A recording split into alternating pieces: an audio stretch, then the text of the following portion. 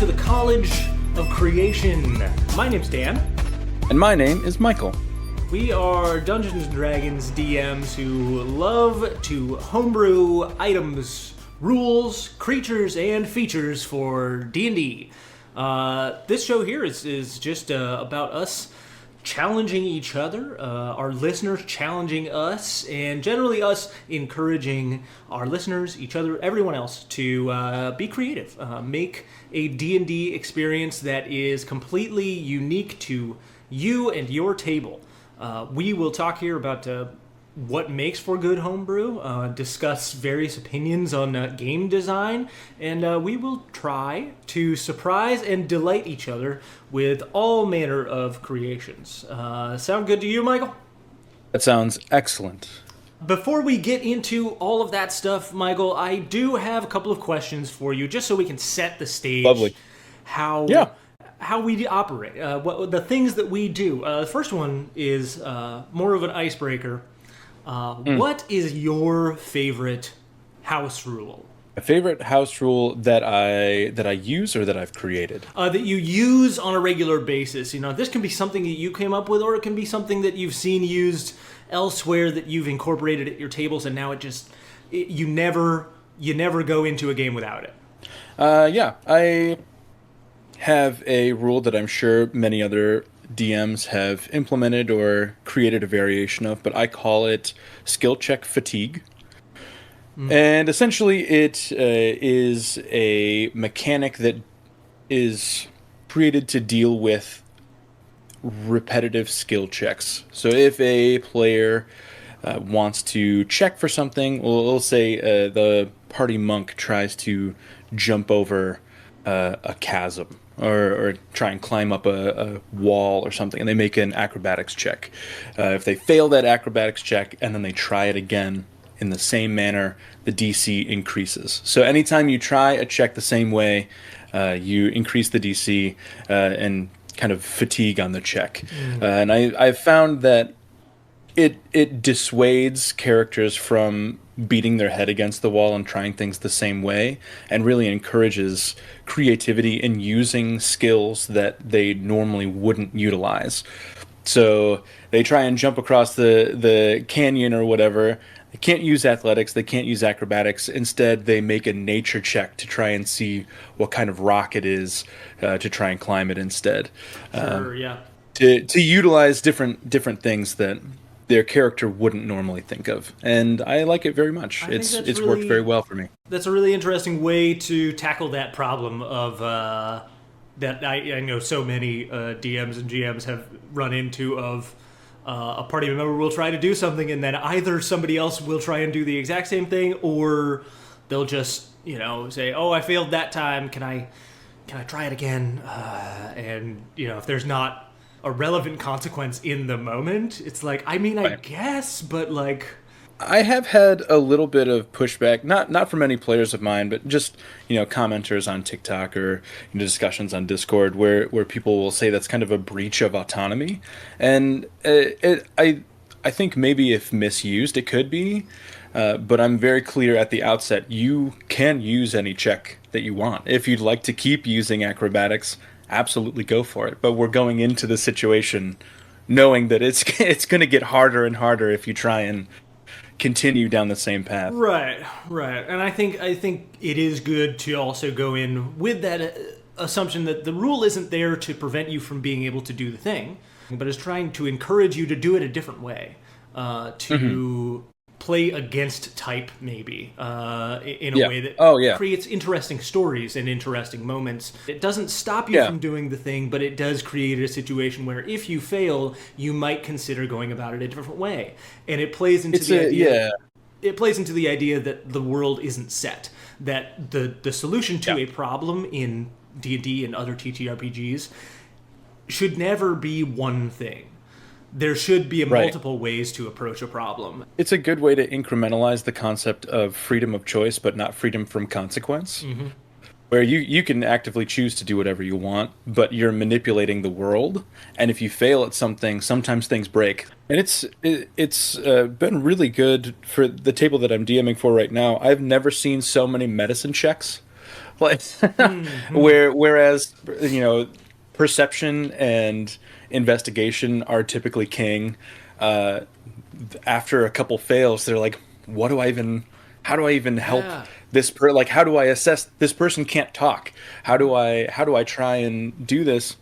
I don't know. Make a medicine check. Medicine Make a history check. check. History check? I Like, was just going to say, history check yeah. could be really interesting and You provide need you to with know different what's going information. on with the wildlife. Make an animal handling check. Like, that Yeah. never happens, and it's just it's been so good to see players really reach outside of their wheelhouse. Do you have a favorite house rule? Yeah, my favorite house rule. I mean, I usually run with harsh, super swingy crits, which are super fun. But I think my favorite house rule that I've started to implement in D&D specifically, and that I probably will just always use moving forward, is party inspiration.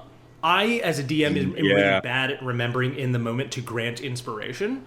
I'm so focused on responding to everything that's going on that I don't necessarily always recognize those moments. And I really want to let those moments get recognized. So I have started to do a thing where I'm putting the responsibility of granting ownership onto the players. That's amazing. This is super fun. There are a bunch of ways to do it that I have read about and seen. The way I've started to do it is there are 3 inspiration tokens per session. Any player in any moment can see someone else do something cool and propose, I think that deserves inspiration. And if there's general consensus, then that inspiration token goes to that player. Now, the one like caveat I have to it is that it's got to be granted in the moment, not retroactively. So you can't Right, get to a right. situation where it's like, oh, this person is in a tough spot and they really could use inspiration for this role. Can I grant them Right. inspiration for this thing they did a while ago? Like, I want it to be a tool Yeah. where the players see something cool happen, or they want to recognize each other in the moment for making a cool choice, Yeah. doing a cool role play moment. There has to be like, some element of responsibility yeah, yeah, included in there. and just a matter of like, we want to recognize those things in the moment when they happen, so that it encourages everybody else to take those big swings. Because I love Yeah. big swings at the table. That's the kind of thing that really bonds a group together as well, is them recognizing each other's positive contributions to Yeah. the story, to the world, to whatever it is. Even if that's like, I've had it given out for moments of like inter-party conflict. Oh, yeah. It's the sort of thing where 2 players might be just like really deeply in the role play of their characters, and their characters are butting heads in that Love moment. that. But there's a recognition of like, this was good for the story, this was good for the moment, this like fit into the immersion. So one of the players in that scene might grant inspiration to the other one and say like, that was great, that like really pushed me and my role play further. Yeah, that kind of brings up the quasi issue. Like, won't that just, like, inspire your players to just always try and do things to get inspiration? It's like, yeah, Yeah. that's the point. Like, And? yeah, absolutely. That Exactly. is yes. That's Yes. the good issue that I want, is players always, reaching further into their character and Yeah. trying to do cool stuff. Like, when you were a kid on the playground and you just wanted to do the coolest thing to impress your friends, and everybody's like, "Oh yeah, that's so cool!" Like, that's exactly it. Yeah. You're playing a game with your friends, and now we're adults and we can handle more adult things. And that just makes me want to be better. That Yeah. makes me want to show off for my friends. I also think that like, if the DM is the only one giving out inspiration, then it will necessarily mean that all instances of inspiration are given out for a similar set of things. Like, the things that impress me Yeah. as a DM are going to be different than things that each player is impressed by or is interested in from other players at the table. So instead of only having to impress one person and go for like one thing that is going to land with this person, you've got a bunch of other people that you're like, everybody likes a little bit of a different thing and feels like that's Yeah. a cool thing that you're doing. It's So totally it's a glimpse into a player's mindset and how they view the game and how they view the party dynamic, which is really fun. yes. Because I recently have started using it, just a couple weeks ago, actually. But what I have found most beneficial is just the kind of the low key help that I get as a GM learning what my players want, because it's Yeah. such a tough thing to outright ask players, and I'm very very lucky with an incredibly generous table. All of them are very open to critique and critiquing me. It's always a very positive environment. But one thing that I know that I am bad at, and several of my players are not very good at either, is just answering a blatant question about what they want from the game, because it's such a vast question. It's almost Yeah. unanswerable in a number of words, you know. So when you have this inspiration mechanic where they can point out something in the moment when they get excited about it, you got to take that note, right? Yeah. What gets them excited? What did another player do that they were like, "Oh man, that is good enough that I want to award this other player Absolutely. with a bonus," right? Yeah, I think And that's the biggest thing is that, like, you're right. It's so hard to get a straight answer out of players when you ask them what they like or what they want out of the game, because a lot of people don't know how to express it in words. But they know it when they're playing the game. They know what they right, like and gravitate towards, but it's very instinctual. It's very like you know, they'll just react to what's interesting to them. And I think right, that and that's the most genuine thing you can get from them too. that's question number one.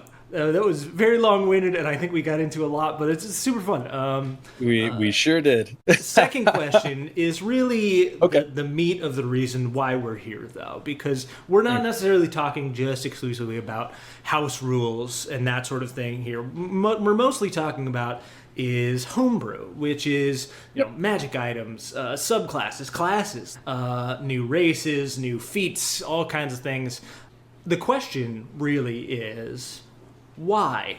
Why do we like homebrew so much? Why do we feel homebrew is necessary? Do we feel it's necessary, or do we feel that it's just fun? Because I think I have a lot of thoughts on why I do what I do, but I'd love to hear from you. Why do you homebrew? In my opinion, and this is absolutely subjective, it is for how my brain operates while I'm playing D&D and while I'm crafting D&D, building storylines, running games, things like that.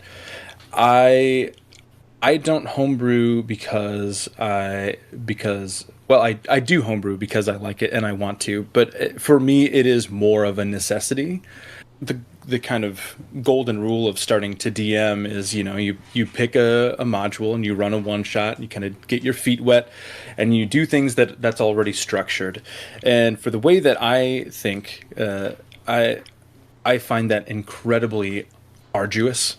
I think that is really, really difficult to take something that's already complete and kind of just run my players through it. I am a very fluid thinker, and the moment that something goes outside of those bounds, I'm going to want to chase that instead of trying to get my players back on track.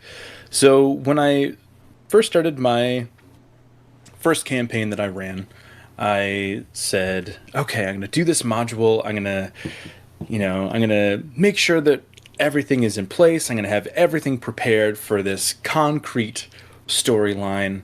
And I got maybe 1 or 2 pages in, and I said, this is so boring to me. What? Why did somebody write this out? And I know why they did. I know that there are people that love that type of thing. I just can't follow it. And so I scrapped it all, and I went and I rolled some dice on a table and I traced them, and that was the world map for what now is the world that I run all of my games in. And I just started making random dots. Those all became cities, and I gave all of my players a city that they started in, and they helped me build everything out. And at that point, I knew that I was going to be a predominantly homebrew DM. And that, has blossomed into a little bit of everything else. I make subclasses for my players when they want to branch out from where they thought their characters were going, but the story takes them in a different way. I make custom items for their characters. We work together to create NPCs that fit into their storyline. Just anything that makes a more comfortable and creative and inclusive environment to play at my table. That's what I'm going to do, and that's what keeps me interested and excited to keep making homebrew. I love that. I agree 1,000%. I think that it's a thing for me where it's about customizing it for my table. It's about creating an experience that is truly unique to that group. So they'll have magic items that only exist in that world, in that story, for that character. I think there are DMs out there, and I think those DMs are certainly not wrong to say that they can just reflavor that. Some people can reskin anything and make it work, and they love that, and I respect it. I need to go further than that personally. When I'm looking for I think reflavoring. Yeah, reflavoring can work if there's something that exists that you really like. I've done that plenty of times where I already have a subclass that I really enjoy, or an item that I'm just really connected to, or whatever the mechanic may be, where I really like how it works, and that is when I'll reflavor. But I mean, for anybody, there aren't going to be that many of those things that you truly can't separate from how everything completely works together, and homebrew is the perfect solution to that. Yeah, I think it's mostly just really fun, and mostly just it allows my brain to think about game design. It allows my brain to think about how these things interact in the world. Sometimes it's a matter of I feel like something is missing in the core rule set, but sometimes it's just the thought of I think this would be a cool idea. It doesn't need to be there. Is there, is there something completely wrong with the system that this one tiny little magic item that I think would be cool doesn't exist in it? No. But I think that would be a cool thing to exist, so I'm going to make it exist. And I think sometimes 5e especially gets a lot of flack from DMs who have played in other systems and see that 5e needs a lot of homebrew to work right. And I don't deny that there's a little more work on the part of the DM in 5e than maybe there was in other systems that have a really robust tool set and a really robust rule set for the DM. But I also think that I like the freedom that 5e gives me to homebrew. 5e, for what it is, I think that it's a really good system, especially for right-brained people, to leave the holes in the right places. And like you said, there are things that, on a mechanical level, could and should be looked at. I'm not sure which of those holes are going to be filled this year with the new DM's guide and the new rule set that's supposed to be dropped later. But, I hope that it's not all of them, because those are the things that you can present to yourself, not as a problem, but as an opportunity to be creative, especially as an opportunity to be creative with your players. If they're the ones that find the holes in the game, you can say, okay, how would you fix this, or how would your character fix this? Where in the narrative would your character find a solution for this absence of a rule, whatever the rule may be? And that's the type of thing that I love about homebrew. Is you provide me with a prompt, and I'm going to figure out a way to make it work. Yeah, absolutely. Well, speaking of prompts, what we're going to be doing mostly here is exactly those kinds of prompts and opportunities in the game.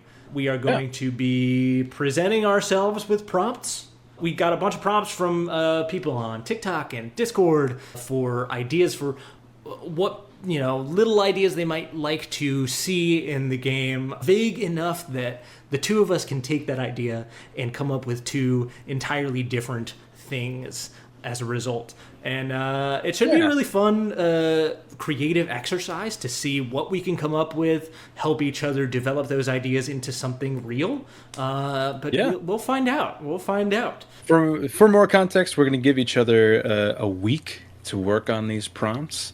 We, full disclosure, already have rolled for and come up with our first prompt, so we could have one ready for the first episode here. Yeah. And we'll talk about that in a second.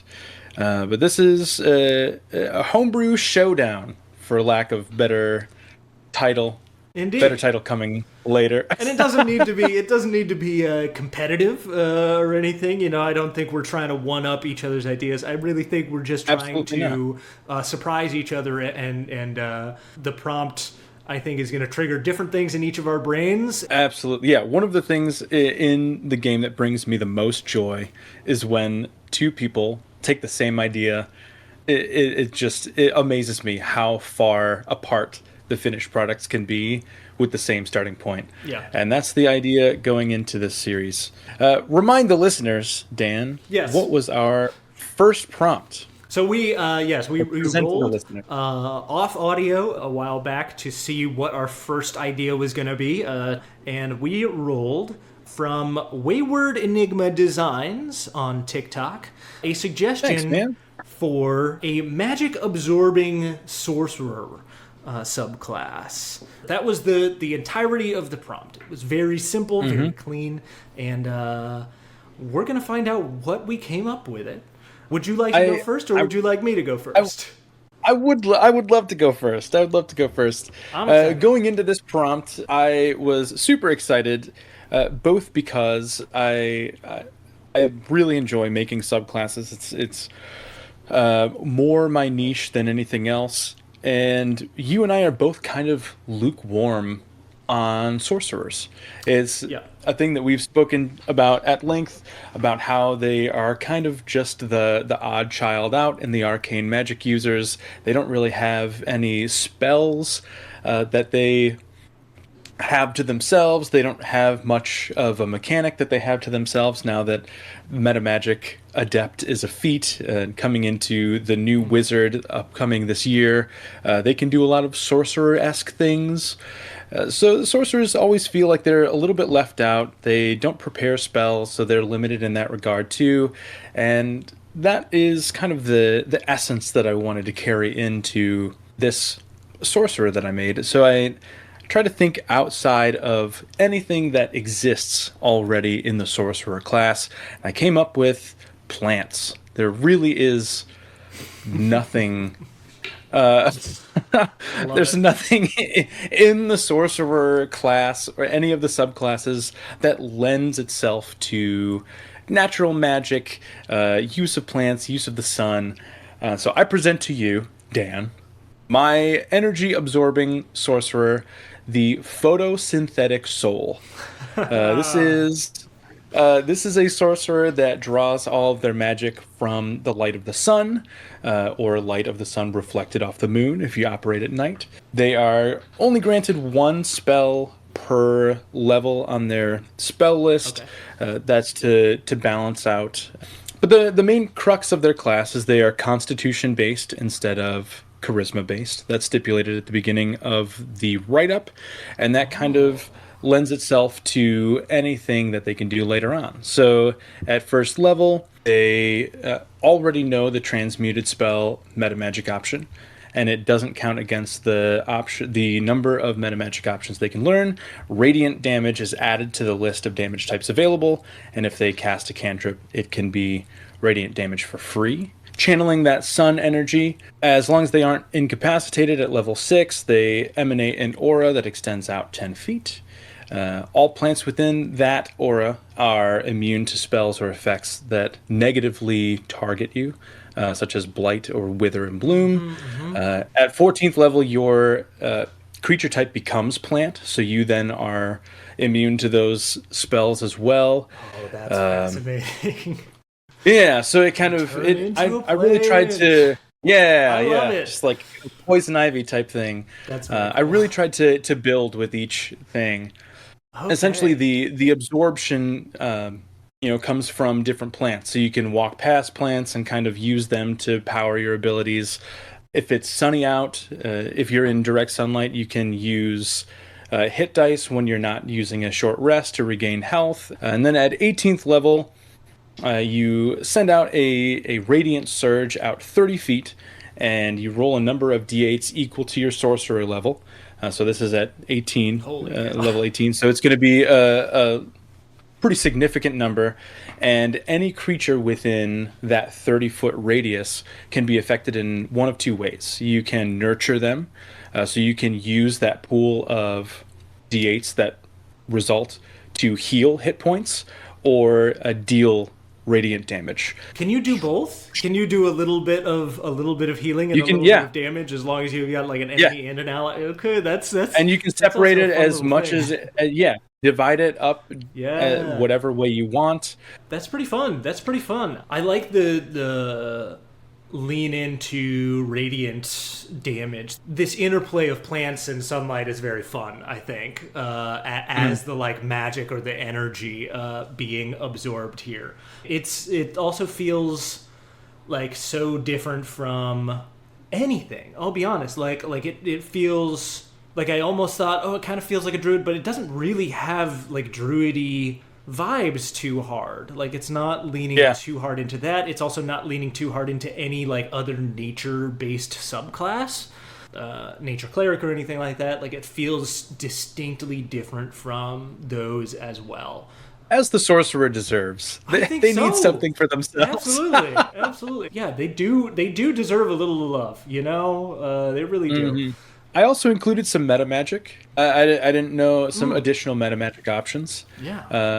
I'm not sure how far you wanted to go with yours, but I think that these were kind of symbiotic to how this subclass worked.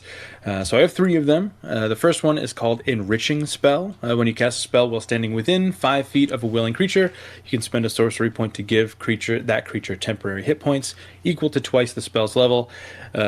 Very simple, but it's a way to like deal some damage and heal a little bit. I mean, with temp hit points, but a little bolster here and there. Yeah, a way to make a sorcerer have a little additional support quality Yeah, along yeah, with whatever else they got. yeah. Very cool. The second one is called Germinating Spell. It's when you cast a spell that utilizes an AoE. You can spend a number of sorcery points equal to half of the spell's level, rounded up, to create a second area of effect adjacent to the original area.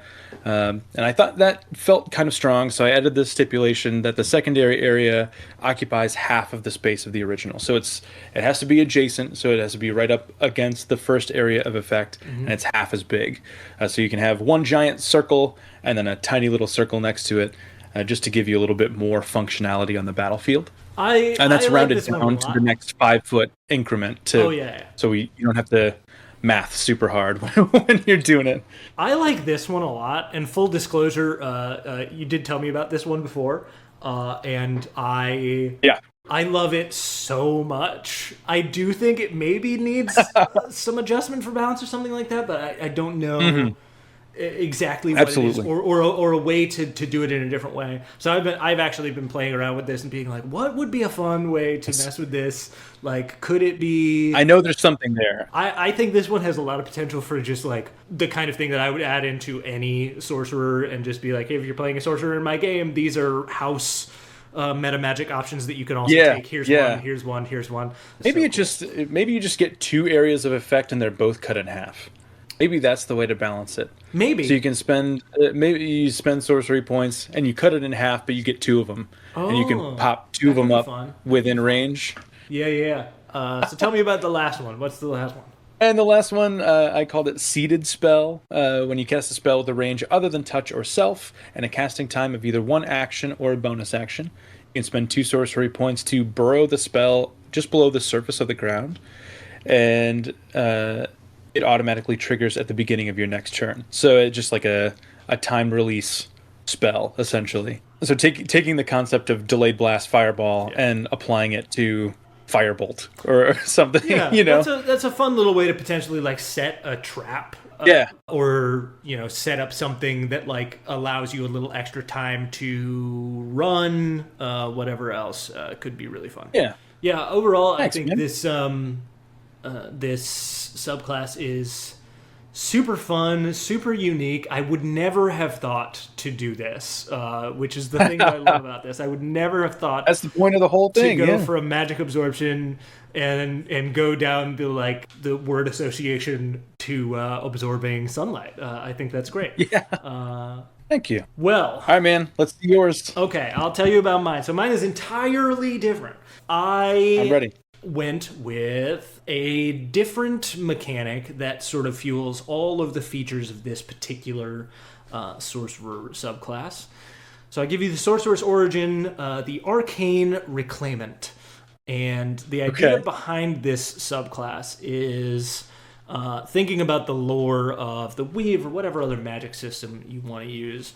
When you cast a spell, you're pulling on an external force, right? And even for sorcerers, that external force of magic is somewhat internal, which I think allows a sorcerer to perhaps have a little bit more flexibility. So when you cast a spell, there is sort of this residual magic, it gives off this aura that people can see with detect magic and things like that. So what would be interesting is a sorcerer who can use that residual magic. If using magic and casting through the weave is necessarily entropic process, there will always be these like residual things that are being distributed around, and a sorcerer who can grab those and still use them would be really interesting. So we start with an expanded spell list that relies somewhat on disrupting and undoing magic, things like absorb elements, dispel magic, dispel evil and good, but also relying on, to some degree, the ability to just be able to sense and manipulate that residual magic. So detect magic is in there. Magic aura is in there.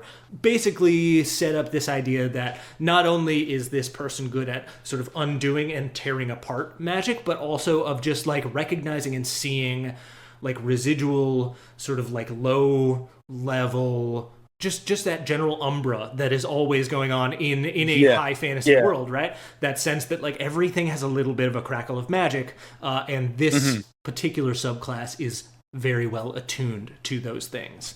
This is really cool. The core idea functions on this fragment of power. So at first level, you gain the ability to harness ambient magic from the spells that you cast. So when you cast a sorcerer spell, you can use the residual magic to summon a translucent fragment of magical power that hovers around you for 1 minute. So this fragment starts with only having the ability to reduce the cost of sorcery point use by 1, but you start to gain the ability to summon more of them as you increase in level. You can have 2 at 7th level, 3 at 11th level, and 4 at 15th level.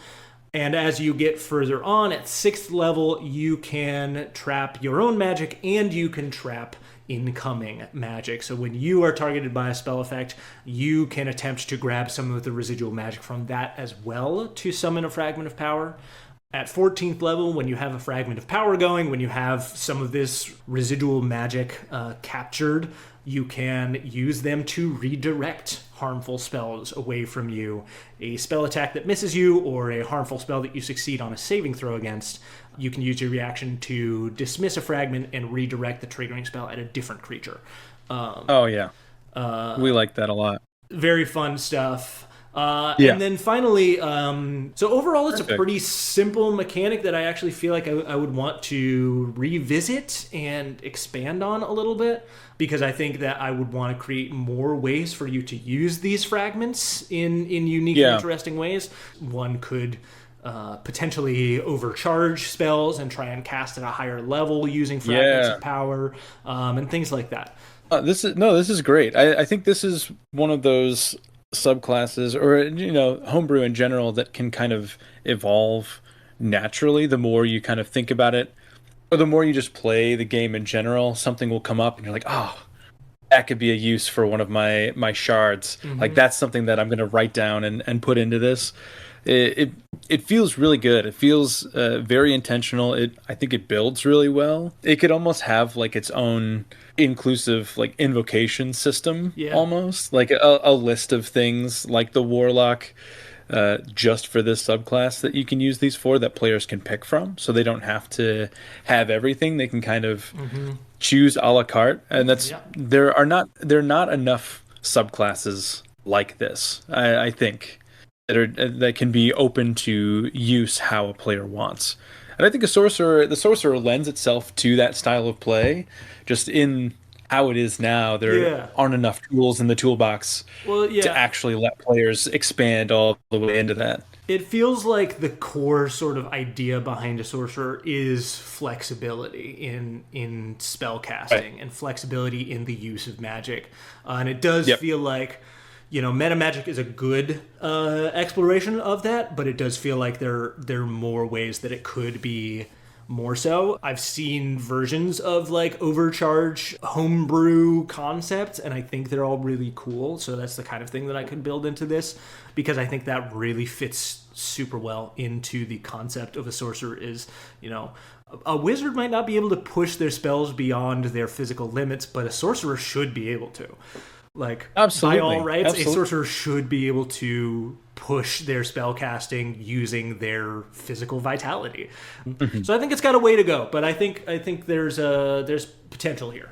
Yeah, I agree. I think it's the inverse of mine, where mine has a lot going on and needs to be edited down, and yours has holes that can be filled to keep it increasing. I would love to revisit both of these in two very different month and concepts. But let's different. Come back to it in a little while. We can sort of revisit and see if there's new ideas we want to come up with. I'm ready to keep going. I don't know about you, but I'm ready to make something else. In the meantime, let's roll for something new. I rolled for the sorcerer, so would you like to roll for our next one? Let me roll for our next one.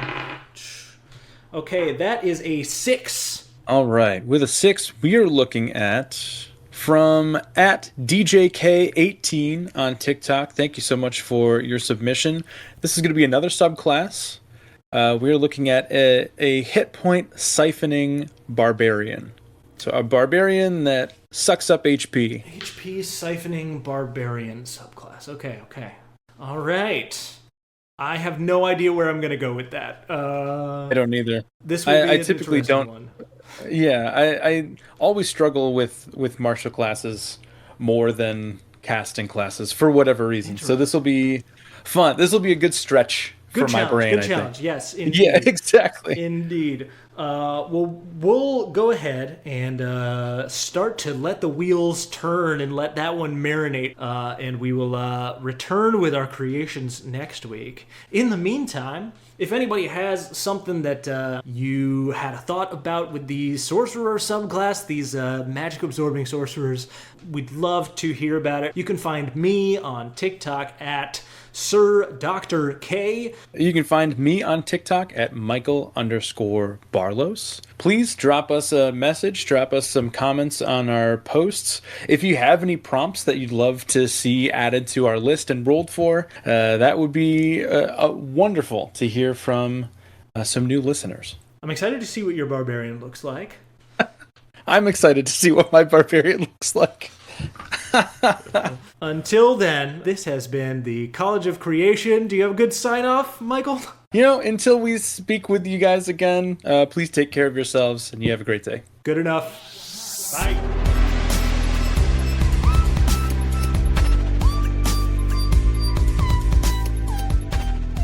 Hey, y'all. Dan here. Thank you so much for listening to the first episode of College of Creation. We had such a great time making this, so if you want to check out these sorcerer subclasses, you can access them for free at our Patreon page. That's patreon.com/collegeofcreationpod. We're going to be putting all of our first draft creations for these episodes up there for free the same day that episodes drop. And if you want to support us over there, we would really appreciate that too. Patrons will get access to any future revisions to these creations, plus exclusive content and our community Discord. So come on, check it out. We would love to have you. Thanks again for listening, and we will be back Monday, April 22.